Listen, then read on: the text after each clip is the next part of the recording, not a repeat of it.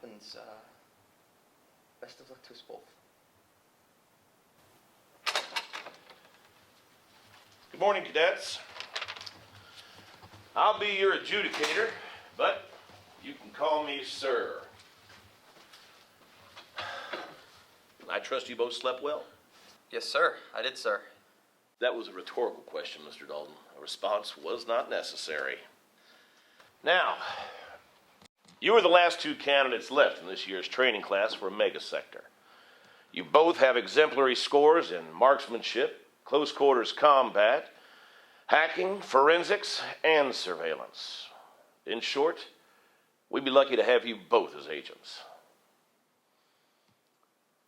But, due to budget cuts, thanks, Obama, we only have one opening.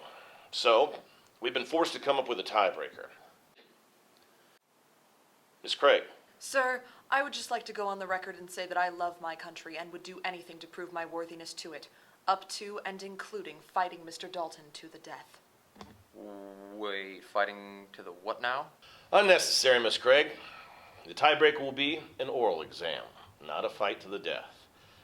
Not that I don't appreciate your moxie. Apologies, sir. I heard that whoever washed out would have to be eliminated for security purposes. Cover story. We floated to weed out the dilettantes. In reality, the loser will have his or her memory wiped and then be transferred to a support position, which, depending on your test scores, will be clerical or food service. You seem relieved, Mr. Dalton. Were you not prepared to lay down your life for your country? Yes, sir. Just not during a final exam, sir. That's adorable. What is, sir? That you think you're safe.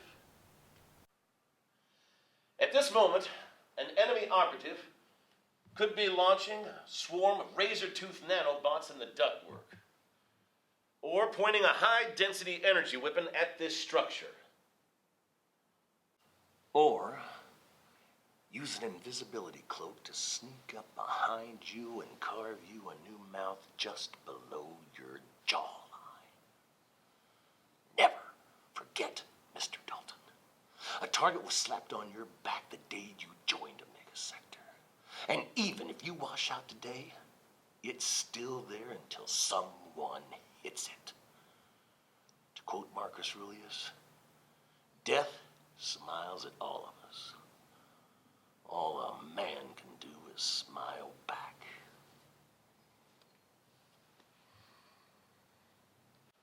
As I was saying, the tiebreaker will be an oral exam. I will give you a combat scenario. You both will give me a response.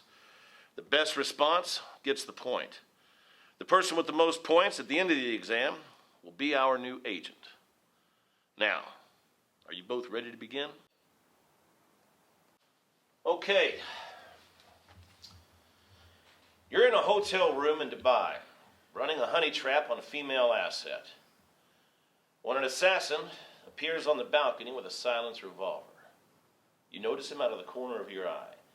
You grab the as yet unopened champagne, popping the cork, hitting him dead center in the head, launching him backwards off the balcony, where he plummets 60 stories, landing headfirst onto a taxi below.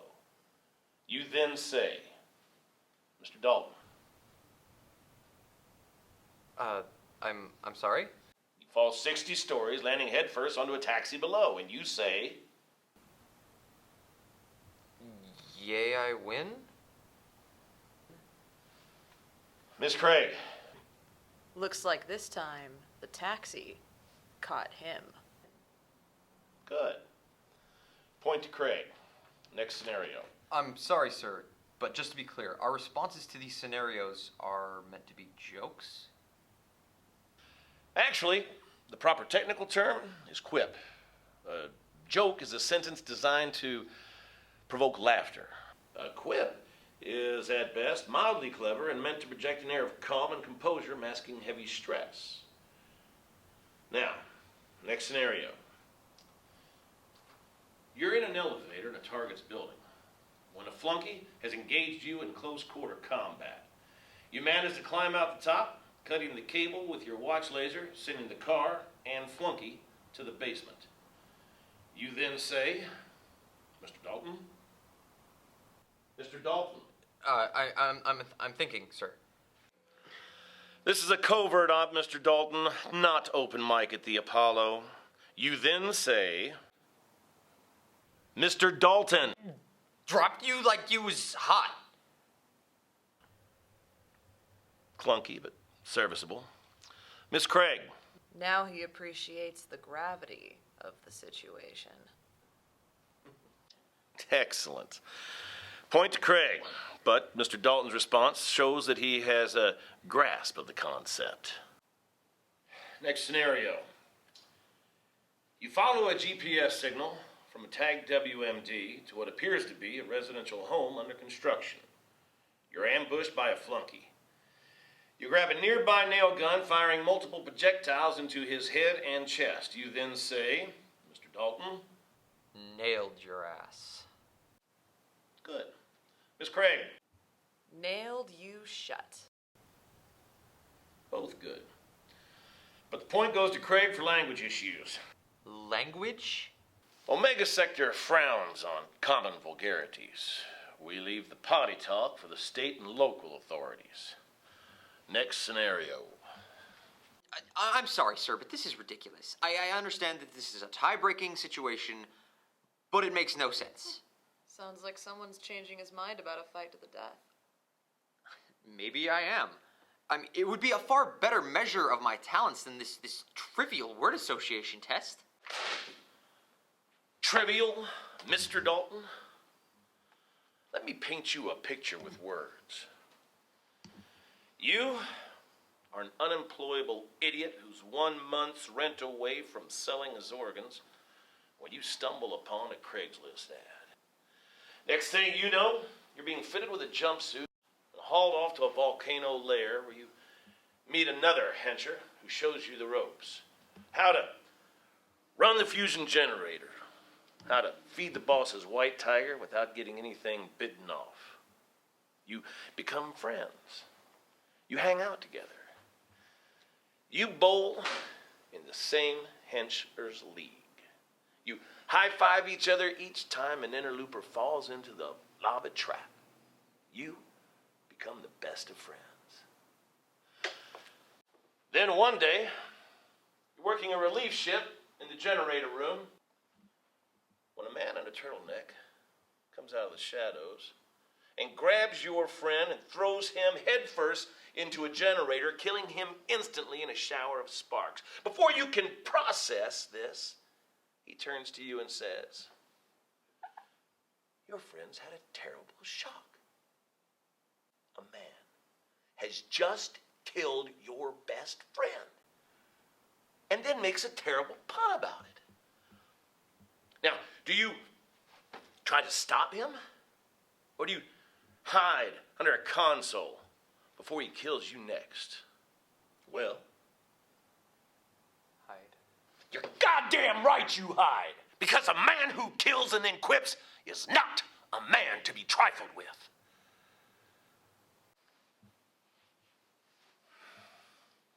A post-kill quip has been shown to reduce flunky resistance anywhere from 18 to 37%. And that, Mr. Dalton, in a covert op, could mean the difference between life and a piranha-induced death. Now, are you prepared to take this more seriously? Or should I have you fitted with a hairnet? I'm sorry, what? I'll take it more seriously, sir. Good.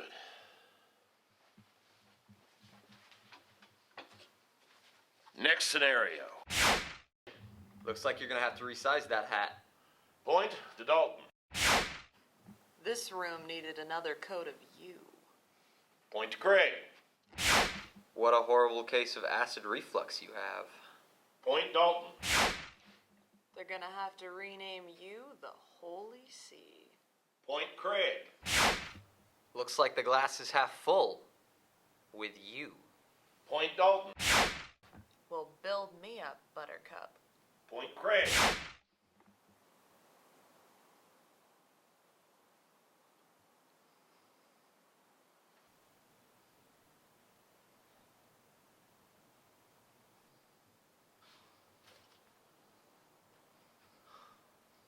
it's a tie. Candidates, in all my years of giving this test, this has never happened. Quite frankly, I'm stumped. So, fight to the death? Once again, I admire your moxie, Miss Craig, but no. Then what do we do? I don't know. The fair thing to do would make you both agents. But we can't do that.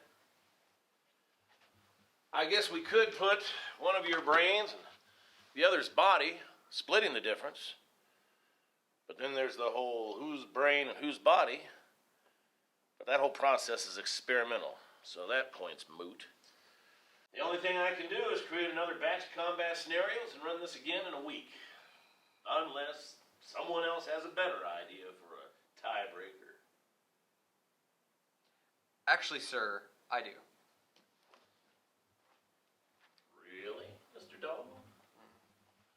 And what is that, might I ask?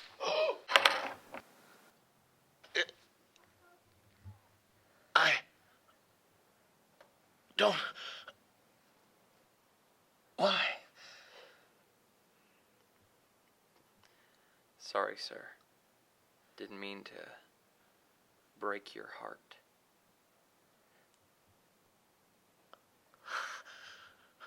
Welcome to Omega Sector, Agent Dalton.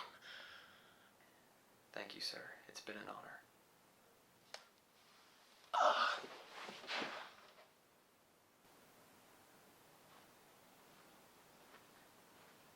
Well, Craig, you still want to have that fight to the death? No? I'm good. It's a pity. I have something in my hip pocket that would have slayed you.